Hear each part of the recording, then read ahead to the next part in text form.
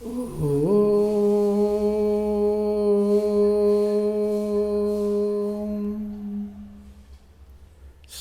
ಗುರು ಬಸವಲಿಂಗಾಯ ನಮಃ. ಈ ದಿನ ಜಗನ್ಮಾತೆ ಅಕ್ಕ ಮಹಾದೇವಿ ತಾಯಿಯವರ ಒಂದು ವಚನವನ್ನು ನಾವು ನೋಡೋಣ. ಅರಸಿ ತೊಳಲಿದಡಿಲ್ಲ, ಹರಸಿ ಬಳಲಿದಡಿಲ್ಲ. ಅರಸಿ ತೊಳಲಿದಡಿಲ್ಲ, ಹರಸಿ ಬಳಲಿದಡಿಲ್ಲ. ಬಯಸಿ ಹೊಕ್ಕಡಿಲ್ಲ, ತಪಸ್ಸು ಮಾಡಿದಡಿಲ್ಲ. ಬಯಸಿ ಹೊಕ್ಕಡಿಲ್ಲ, ತಪಸ್ಸು ಮಾಡಿದಡಿಲ್ಲ. ಅದು ತಾನಹ ಕಾಲಕ್ಕಲ್ಲದೆ ಸಾಧ್ಯವಾಗದು. ಅದು ತಾನಹ ಕಾಲಕ್ಕಲ್ಲದೆ ಸಾಧ್ಯವಾಗದು. ಶಿವನೊಲಿದಲ್ಲದೆ ಕೈಗೂಡದು. ಶಿವನೊಲಿದಲ್ಲದೆ ಕೈಗೂಡದು. ಚನ್ನ ಮಲ್ಲಿಕಾರ್ಜುನ ನಯನ ಒಲಿದನಾಗಿ, ಚನ್ನ ಮಲ್ಲಿಕಾರ್ಜುನ ಎನ ಒಲಿದನಾಗಿ, ಆನು ಸಂಗನ ಬಸವಣ್ಣನ ಶ್ರೀಪಾದವ ಕಂಡು ಬದುಕಿದೆನು. ಆನು ಸಂಗನ ಬಸವಣ್ಣನ ಶ್ರೀಪಾದವ ಕಂಡು ಬದುಕಿದೆನು. ಇಲ್ಲಿ ಅಕ್ಕ ಮಹಾದೇವಿ ತಾಯಿಯವರು ಏನು ಹೇಳ್ತಿದ್ದಾರೆ ಅಂದರೆ, ನಾವು ಯಾವ್ಯಾವುದೋ ಒಂದು ಆಶೆಗಳನ್ನು ಇಟ್ಟುಕೊಂಡು, ಆಮಿಷವನ್ನು ಇಟ್ಟುಕೊಂಡು, ನಾವು ಅದು ಬೇಕು, ಇದು ಬೇಕು, ನಮಗೆ ಅದು ದೊರಕಬೇಕು, ಇದು ದೊರಕಬೇಕು ಅಂತೇಳಿ ಅನೇಕ ಒಂದು ಆಶೆಯ ಪಾಶ್ಯದಲ್ಲಿ ನಾವು ಬಿದ್ದು ಒದ್ದಾಡ್ತಾ ಇರ್ತೇವೆ. ಹಾಗೆ ಎಲ್ಲದೂ ನಾವು ಬೇಡಿದ್ದು ನಮಗೆ ದೊರಕೇ ಹೋಗಿಬಿಟ್ಟಿತ್ತು ಅಂದ್ರೆ ಮನುಷ್ಯ ಹೀಗಿರ್ತದಿಲ್ಲ. ನಾವು ಆತನನ್ನು ಯಾರೂ ಹಿಡಿಯೋದಕ್ಕೆ ಆಗ್ತಾ ಇರಲಿಲ್ಲ. ಅದಕ್ಕೋಸ್ಕರ ದೇವರು ಏನು ಮಾಡಿದಾನಂದ್ರೆ, ಒಂದನ್ನು ಕೊಡ್ತಾನೆ, ಒಂದನ್ನು ಕಸ್ಕೋತಾನೆ. ಮತ್ತು ಏನೇ ಒಂದು ಕೊಟ್ಟರು ಮತ್ತೊಂದನ್ನು ಅಲ್ಲೇ ಕೊರತೆ ಇಟ್ಟಿರ್ತಾನೆ. ಅದು ಸೃಷ್ಟಿಕರ್ತ ಪರಮಾತ್ಮನ ಒಂದು ನೇಮ, ಅದು ವಿಧಿ ಅಂತಾರೆ. ಹಾಗೆ ನಾವೇನು ಮಾಡ್ತೇವೆ ಅಂದ್ರೆ, ಅದ್ರ ಸಹಿತಕ್ಕೆ ನಾವು ಅದರ ಸಲುವಾಗಿ ಪ್ರಯತ್ನ ಮಾಡ್ತಾ ಇರ್ತೇವೆ, ಬಡ್ದಾಡ್ತಾ ಇರ್ತೇವೆ. ನಾವು ಅದಕ್ಕೋಸ್ಕರ ಇಡೀ ಜೀವನವನ್ನು ಒಂದು ಹೋರಾಟಮಯ ಜೀವನವನ್ನಾಗಿ ನಾವು ಮಾಡ್ಕೊಳ್ತಾ ಇದ್ದೇವೆ. ಅದಕ್ಕೆ ಇಲ್ಲಿ ತಾಯಿ ಏನು ಹೇಳ್ತಿದ್ದಾರೆ ಅಂದರೆ, ಅರಸಿ ತೊಳಲಿದಡಿಲ್ಲ, ಹರಸಿ ಬಳಲಿದಡಿಲ್ಲ. ಅಂದರೆ ಏನಾದರೂ ಬೇಕು ಬೇಕು ಬೇಕು ಅಂತ ಅರಸಿಗಂತ ಹೋದ್ರೆ ಅಲ್ಲಿ ತೊಳಲಾಟ ಹೆಚ್ಚಿಗೆ ಆಗ್ತೈತಿ ಹೊರತು ಅದು ದೊರಕೋದಿಲ್ಲ.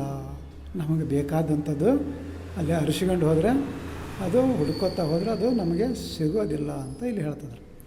ಹಾಗೆ ಮುಂದೆ ಏನು ಹೇಳ್ತಾರೆ, ಹರಸಿ ಬಳಲಿದಡಿಲ್ಲ.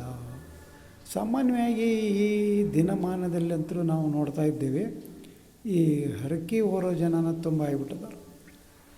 ಆ ದೇವರಿಗೆ ಹರಕೆ ಹೊರೋದು ಅಂದರೆ, ನೀನು ನನಗೆ ಈ ಕೆಲಸ ಮಾಡಿಕೊಟ್ಟು ಅಂದರೆ ನಾನು ಹಿಂಗೆ ಮಾಡ್ತೇನೆ, ನಿನಗೆ ಹೆಂಗೆ ಮಾಡ್ತೇನೆ ಅಂದರೆ ಒಟ್ಟು ಏನೇನೋ ಹೇಳೋದು. ಒಂದು ಮೂಗು ಬಟ್ಟು ಮಾಡಿಸ್ಕೊಡ್ತೇನೆ ನಿನಗೆ, ಒಂದು ಪತ್ರಿ ಸರ ಮಾಡಿಸ್ಕೊಡ್ತೇನೆ, ಒಂದು ಕಿರೀಟ ಮಾಡಿಸ್ಕೊಡ್ತಾನೆ, ಮತ್ತು ನಿನಗೊಂದು ಸೀರೆ ಉಡಿಸ್ತಾನೆ, ಗಂಟೆ ಕಟ್ತಾನೆ. ಹಾಗೆ ಅನೇಕ ಅನೇಕ ಅನೇಕ ಅನೇಕ ಅನೇಕ ಹರಕೆಗಳನ್ನು ಹೊರ್ತಾರೆ. ಆದರೆ ಇಲ್ಲಿ ಅಕ್ಕ ಮಹಾದೇವಿ ತಾಯಿಯವರು ಏನು ಹೇಳ್ತಿದ್ದಾರೆ ಅಂದರೆ, ಹರಸಿ ಬಳಲಿದಡಿಲ್ಲ. ನೀ ಬೇಕಾದಷ್ಟು ಹರಕೆ ಹೊತ್ಕೊಂಡು ಅಲ್ಲಿ ನೀನು ಬಳಲಿದೆ ಅಂದರೆ ನಿನ್ನ ಬಳಲಿಕೆ ಹೆಚ್ಚಿಗೆ ಆಗಿ ನೀನು ಬಳಲಿ ಹೋಗ್ತೀಯ, ಸಾಯ್ತೀಯ ಹೊರತು ಆದರೆ ಅದು ಸಿಗೋದಿಲ್ಲ, ಅದು ದೊರಕೋದಿಲ್ಲ ಅಂತ ಹೇಳಿ ಆ ತಾಯಿಯವರು ಇಲ್ಲಿ ಹೇಳ್ತಾ ಇದ್ದಾರೆ. ಹಾಗೆ ಮುಂದೆ ಏನು ಹೇಳ್ತಾರೆ ಅಂದರೆ, ಬಯಸಿ ಹೊಕ್ಕಡಿಲ್ಲ, ತಪವ ಮಾಡಿದಡಿಲ್ಲ. ಅಂದರೆ ನಮಗೇನಾದರೂ ಬಯಸಿ ಅದನ್ನು ತಗೊಂಡು ಬರಬೇಕು ಅಂತ ಹೋದ್ವಿ ಅಂದರೆ ಅದು ಸಿಗೋದಿಲ್ಲ, ದೊರಕೋದಿಲ್ಲ. ಮತ್ತು ತಪಸ್ಸು ಮಾಡಿದರೆ ಎಲ್ಲಾದರೂ ಕೂತ್ಕೊಂಡು ತಪಸ್ಸಿಗೆ 1 ವರ್ಷ ತಪಸ್ಸಿಗೆ ಕುಂತಿದ್ರಂಥವರು ಭೂಗತ ಆಗಿದ್ರಂತ, ಅಲ್ಲಿ ಗವಿ ಒಳಗೆ ಕುಂತಿದ್ರಂತ, ಅವರು ಈಗ ಎದ್ದು ಬಂದಾರಂತ ಹೇಳ್ತಿರ್ತಾರಲ್ಲ. ಹಾಗೆ ಅಲ್ಲಿ ತಪಸ್ಸು ಮಾಡಿದರೆ ಸಹಿತಕ್ಕೆ ಅದು ದೊರಕೋದಿಲ್ಲ ಅನ್ನೋದನ್ನು ಆ ತಾಯಿಯವರು ಹೇಳ್ತಾರೆ. ಹಾಗೆ ಮುಂದೆ ಏನು ಹೇಳ್ತಾರೋ, ಅದು ತಾನಹ ಕಾಲಕ್ಕೆ ಸಾಧ್ಯವಾಗದು. ಅದು ತಾನಾಗೇ ಬರಬೇಕದು. ಶಿವನೊಲಿಮೆ ನಮಗೆ ಆಗಬೇಕಂತ ಇತ್ತಂದ್ರೆ ಅದು ತಾನಾಗೇ ಬರಬೇಕದು. ಅದಕ್ಕೆ ಗುರು ಬಸವಣ್ಣನವರು ಒಂದು ಕಡೆ ಏನಂತಾರೆ, ಬಾರದು ಬಪ್ಪದು ತಪ್ಪದು ಅಂತ ಹೇಳಿದ್ರು. ನಮಗೇನು ಬರಬೇಕಾಗಿತ್ತು ಅನ್ನೋದು ಬಂದೇ ಬರ್ತೈತಿ, ಬರಬಾರ್ದು ಅನ್ನೋದೇನೈತಲ್ಲ ಅದು ಬರೋದಿಲ್ಲ. ಅದಕ್ಕೆ ಅದು ತಾನ ಕಾಲಕ್ಕೆ ಸಾಧ್ಯವಾಗದು ಅಂತ ಹೇಳ್ತಾರೆ. ಅದೇ ರೀತಿ ಮುಂದೇನು ಹೇಳ್ತಾರೆ, ಶಿವನೊಲಿದಲ್ಲದೆ ಕೈಗೂಡದು ಅಂದರೆ ಆ ಸೃಷ್ಟಿಕರ್ತ ಪರಮಾತ್ಮ ಆತನ ಒಲಿಮೆ ಆದಾಗ ಅದು ನಮಗೆ ಕೈಗೂಡ್ತದೆ, ಅದು ನಮಗೆ ದೊರಕ್ತದೆ. ಅಲ್ಲೇ ವಿಷವೂ ಅಮೃತವಾಗ್ತೈತೆ, ಕೊರಡು ಸಹಿತ ಕೊನರ್ತೈತೆ, ಬರಡು ಸಹಿತಕ್ಕೆ ಹಯನಾಗ್ತದೆ. ಅದಕ್ಕೇನಾಗಬೇಕಂದ್ರೆ ಶಿವನ ಒಲಿಮೆ, ಆ ಸೃಷ್ಟಿಕರ್ತ ಪರಮಾತ್ಮನ ಒಂದು ಒಲಿಮೆ ಆಗಬೇಕು ಅನ್ನೋದನ್ನು ಇಲ್ಲಿ ಹೇಳ್ತಾರೆ. ಹಾಗೆ ಮುಂದೆ ಏನು ಹೇಳ್ತಾರೆ ಅಂದರೆ, ಚೆನ್ನ ಮಲ್ಲಿಕಾರ್ಜುನ ಎನಗೊಲಿದನಾಗಿ. ನೋಡ್ರಿ, ಅಕ್ಕ ಮಹಾದೇವಿ ತಾಯಿಯವರು ಆ ಚೆನ್ನ ಮಲ್ಲಿಕಾರ್ಜುನನ್ನು ಒಲಿಸಿಕೊಂಡಿದ್ರಂಥವ್ರು, ಆತನ ಒಂದು ಕರುಣೆಯನ್ನು ಅವರು ಪಡೆದಿದ್ರಂತ. ಅದಕ್ಕೋಸ್ಕರ ಅಲ್ಲಿ ಏನಾಗ್ತಂತ ಅವ್ರಿಗೆ ಆ ಚೆನ್ನ ಮಲ್ಲಿಕಾರ್ಜುನ ಅವರು ಒಲಿದಿಂದ್ರ, ಆನು ಸಂಗನ ಬಸವಣ್ಣನ ಶ್ರೀಪಾದವ ಕಂಡು ಬದುಕಿದೆನು. ನೋಡಿ, ಅವರು ಅಲ್ಲಿ ಯಾವುದ ಒಂದು ಐಶ್ವರ್ಯ ಸಂಪತ್ತು ಧನಕನಕ ಇತರೆ ಯಾವುದೇ ಒಂದು ಭೌತಿಕ ಒಂದು ಸಂಪತ್ತಿಗೋಸ್ಕರ ಆ ದೇವನನ್ನು ಒಲಿಸ್ಕೊಳ್ಳಿಲ್ಲ ಅವರು. ಅಲ್ಲಿ ಆ ಗುರು ಬಸವಣ್ಣನವರನ್ನು ನೋಡಬೇಕು, ಆ ಶರಣರ ದರ್ಶನವನ್ನು ಪಡಿಬೇಕು, ಆ ಕಲ್ಯಾಣಕ್ಕೆ ಬರಬೇಕು, ಆ ಶರಣರ ದರ್ಶನದಿಂದ ಪಾವನ ಆಗಬೇಕು ಅನ್ನುವಂಥ ಒಂದು ಬೇಡಿಕೆಯನ್ನು ಸೃಷ್ಟಿಕರ್ತ ಪರಮಾತ್ಮನಲ್ಲಿ ಇಟ್ಟದಕ್ಕೋಸ್ಕರ ಆ ಸೃಷ್ಟಿಕರ್ತ ಪರಮಾತ್ಮ ಚೆನ್ನಮಲ್ಲಿಕಾರ್ಜುನ ಅವರಿಗೆ ಒಲಿಮೆ ಮಾಡ್ತಾನೆ. ಅದೇ ಗುರು ಬಸವಣ್ಣನವರ ಶ್ರೀಪಾದವ ಕಂಡು ಬದುಕಿದೇನು. ನಾವು ಬೇಡ್ತೇವೆ ಕೇವಲ ಒಂದು ಭೌತಿಕ ವಸ್ತುಗಳನ್ನು ನಾವು ದೇವರ ಮುಂದೆ ಬೇಡಿಕೆ ಇಡ್ತೇವೆ. ಒಂದು ಹೊಲ ತಗೋಬೇಕು, ಮನೆ ಕಟ್ಟಿಸ್ಬೇಕು, ಮಕ್ಕಳಿಗೆ ನೌಕರಿ ಸಿಗಬೇಕು, ಬಂಗಾರ ತಗೋಬೇಕು, ಹೀಗೆ ಅನೇಕ ಈ ಭೌತಿಕ ವಸ್ತುಗಳಿಗಾಗಿ ನಾವು ನಮ್ಮ ಬೇಡಿಕೆಯನ್ನು ಹಚ್ತೇವೆ ಹೊರತು ಇಟ್ಕೋತಾ ಹೋಗ್ತೇವೆ ದೇವ್ರ ಮುಂದೆ ಅದನ್ನು ಅಂತ ಹೇಳಿ.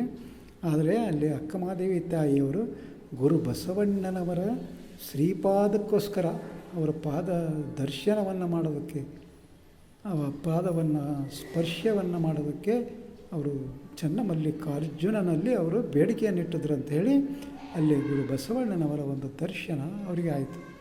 ಅದಕ್ಕೋಸ್ಕರ ಗುರು ಬಸವಣ್ಣನವರ ಒಂದು ವ್ಯಕ್ತಿತ್ವ ಎಂತಹದ್ದು ಅನ್ನೋದನ್ನು ಆ ತಾಯಿಯವರು ಇಲ್ಲಿ ಹೇಳ್ತಾ ಇದ್ದಾರೆ. ಈಗ ಅನೇಕ ಮತೀಯವಾದಿಗಳು ಕುಹಕಿಗಳು ಏನು ಮಾಡ್ತಾರಂದರೆ, ಗುರು ಬಸವಣ್ಣನವರಿಗೆ ಗುರುಸ್ಥಾನವನ್ನು ಕೊಡಬಾರ್ದು ಅವರು. ಅದರಾಗ ಈಗಂತೂ ಅವರು ಸಾಂಸ್ಕೃತಿಕ ನಾಯಕ ವಿಶ್ವಗುರು ಬಸವಣ್ಣ ಅಂತ ಹೇಳಿ ಕರ್ನಾಟಕ ಸರ್ಕಾರ ಘೋಷಣೆ ಮಾಡಿದ ಮೇಲಂತರೂ ಅವರು ಕೆಲವು ಜನರಿಗೆ ಅದು ಕಸಿವಿಸಿ ಆಗಿಬಿಟ್ಟದ, ಹೊಟ್ಟೆ ಕಿಚ್ಚು ಬಂದುಬಿಟ್ಟದ ಅವರಿಗೆ ಸಮಾಧಾನನ ಆಗೋಲ್ಲ ಜೀವಕ್ಕೆ. ಅದಕ್ಕೋಸ್ಕರ ಹೇಗೆ ಮಾಡಿ ಇದನ್ನು ಎಲ್ಲ ವಚನ ಸಾಹಿತ್ಯವನ್ನು ನಾವು ಹಾಳು ಮಾಡಬೇಕು, ಶರಣರನ್ನು ಹೇಗೆ ಮೇಲಿದ್ದವ್ರನ್ನ ತಳಕ್ಕೆ ತಂದು ನಿಲ್ಲಿಸಬೇಕು ಅಂತ ಹೇಳಿ ಅವರು ಗುರು ಬಸವಣ್ಣನವರಿಗೆ ಗುರುಸ್ಥಾನ ಕೊಡಲಾರದೆ ಕೇವಲ ಅವರು ಭಕ್ತ ಭಕ್ತ ಭಕ್ತ ಅಂತೇಳಿ ಇನ್ನೂ ಸಹಿತಕ್ಕೆ ಅವರು ಬಡಬಡಿಸ್ತಾ ಇರ್ತಾರೆ. ಅವರು ಬುದ್ಧಿಗಿಡ್ಡೆಗಿನ ನಾಯಿ ಎದ್ದು ಬಡಬಡಿಸ್ತಿರ್ತಲ್ಲ, ಒದರ್ತದಲ್ಲ, ಹಾಗೆ ಆ ಬುದ್ಧಿಗುಡ್ಡೆನ ನಾಯಿ ಥರ ಅವರು ಬೊಗಳ್ತಾ ಇರ್ತಾರೆ.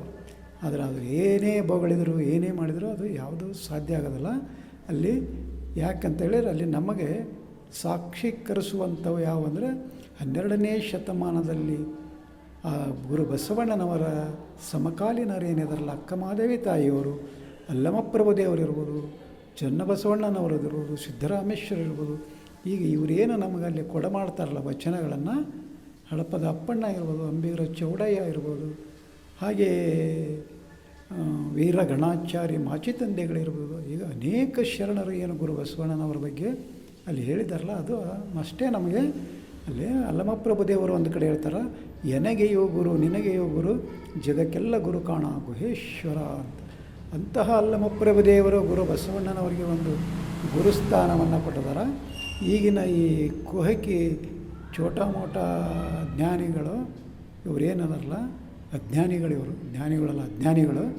ಗುರು ಬಸವಣ್ಣನವರು ಭಕ್ತ ಭಕ್ತ ಅನ್ಕೊಂತ ಇನ್ನೂ ಬಡಬಡಿಸ್ತಾ ಇರ್ತಾರೆ. ಅದಕ್ಕೋಸ್ಕರ ನಾವು ಅದನ್ನು ಮಾನ್ಯತೆ ಮಾಡೋಕ್ಕೆ ಹೋಗಬಾರ್ದು, ಅದನ್ನು ನಾವು ತಲೆಯಲ್ಲಿ ಹಾಕ್ಕೊಳ್ಬಾರ್ದು, ಅದ್ರ ಕಡೆ ಗಮನನೂ ಕೊಡಬಾರ್ದು. ಆದರೆ ನಮಗೆ ಶರಣರ ಸಾಹಿತ್ಯ ಏನಿದೆ, ವಚನ ಸಾಹಿತ್ಯ, ಅದನ್ನು ಅಷ್ಟೇ ಹಿಡ್ಕೊಂಡು ಹೋದಾಗ ನಮಗೆ ಗುರು ಬಸವಣ್ಣನವರ ಒಂದು ವ್ಯಕ್ತಿತ್ವ ಏನು ಅನ್ನೋದು ಗೊತ್ತಾಗ್ತದೆ. ಅದಕ್ಕೋಸ್ಕರ ನಾವು ಏನು ಮಾಡಬೇಕು ಅಂದರೆ ವಚನಗಳನ್ನು ಓದಬೇಕು, ವಚನವನ್ನು ವಚನ ಮಾಡಿಕೊಳ್ಳಬೇಕು. ಆವಾಗ ಮಾತ್ರ ಅಂತಹ ಒಂದು ಜ್ಞಾನ ನಮಗೆ ಪ್ರಾಪ್ತಿಯಾಗುತ್ತೆ. ಅದಕ್ಕೋಸ್ಕರ ವಚನಗಳನ್ನು ಓದೋಣ, ಪಚನ ಮಾಡಿಕೊಳ್ಳೋಣ ಅಂತ ಹೇಳುತ್ತಾ ಈ ವಚನಕ್ಕೆ ವಿರಾಮ ಕೊಡ್ತಾ ಇದ್ದೇನೆ. ಶರಣು ಶರಣ.